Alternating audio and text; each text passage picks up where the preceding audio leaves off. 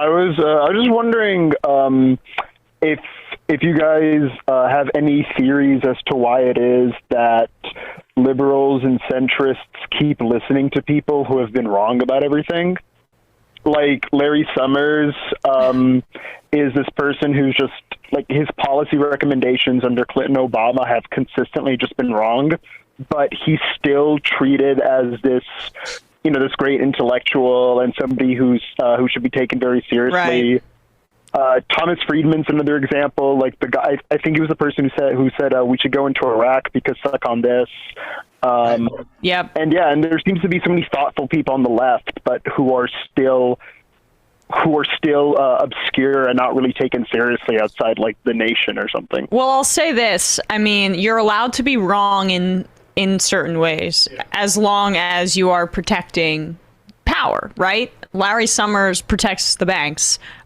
Somebody like Tom Friedman, especially during the Iraq War, was vigorously supportive of the war effort. So you can be wrong as long as you don't piss off anybody it's power. less about being wrong or right and more about being useful to power. Exactly. So that's my short answer to that. Yeah, and just to jump off that too, I just quickly, I think that to that degree, being wrong is only so meaningful insofar as that people can hold you accountable for being wrong, and that there's like an expectation that you'll be right in the future, and some kind of record under which we're gauging some, like how many wrongs versus rights.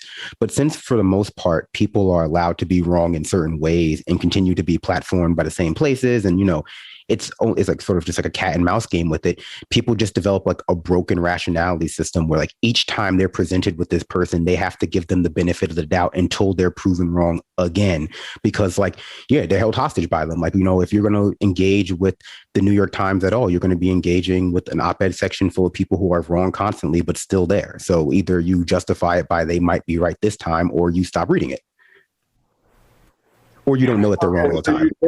Okay, so you think that that the reason that they're still listened to is because the policies that they endorse are still favorable to the people who get to decide who is and isn't platformed, right? Bingo. Yep. Yes. Yeah. Okay. Also, I think all that is true, but also I think in addition to that, there is this level that you can get to in certain industries. I mean, in media is one, financial industry is another.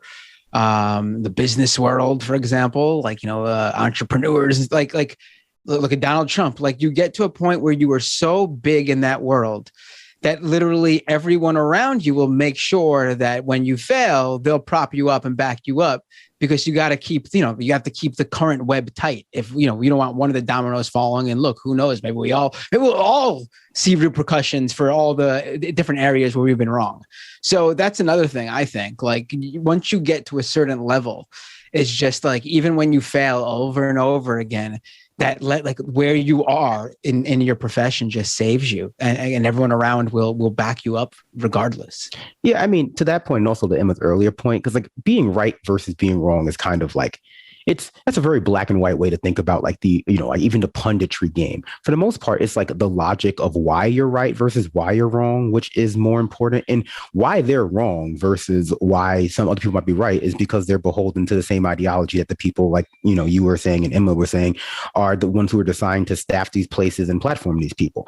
And so, the presentation of whether they're being kept there because of their right or wrong is, irrelevant so much as like their ideology is the one that's most in line with the ideology of the, institution itself. We just don't necessarily when we talk about institutions like, New York Times or MSNBC or CNN, we oftentimes like to pretend like they're able to craft out this entirely neutral space for themselves just by having a few people who claim to be on the right, claim to be on the left, claim to be, even though if they're, just by watching it, you can see it all skews one way.